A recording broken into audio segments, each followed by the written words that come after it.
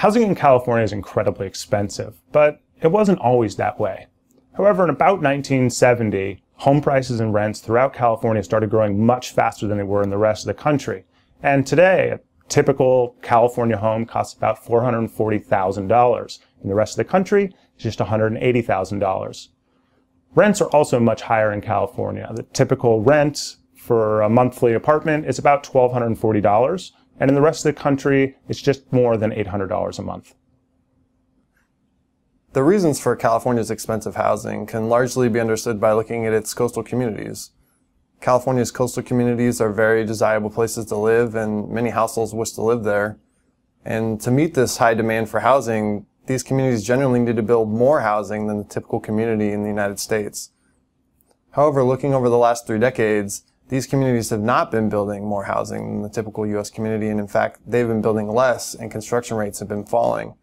And because of this, these communities have housing shortages. And with housing in limited supply, households are competing with one another for limited housing and bidding up prices and rents, resulting in the high housing costs we see in many of California's communities.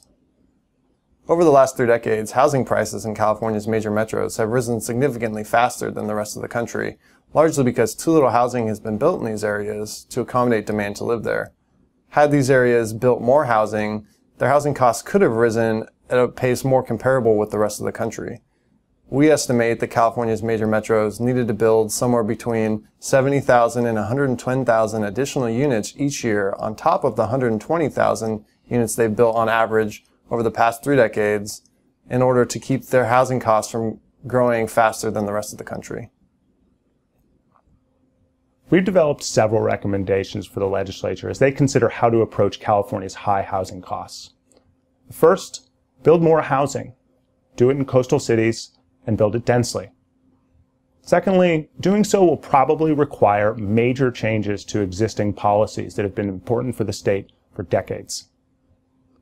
Third, because the magnitude of housing the state needs to keep prices from growing faster than the rest of the country is so large, we believe that the vast majority of these units will have to be supplied by the private sector. And last, there should be a targeted role for the state's affordable housing programs to assist those with unmet housing needs going forward.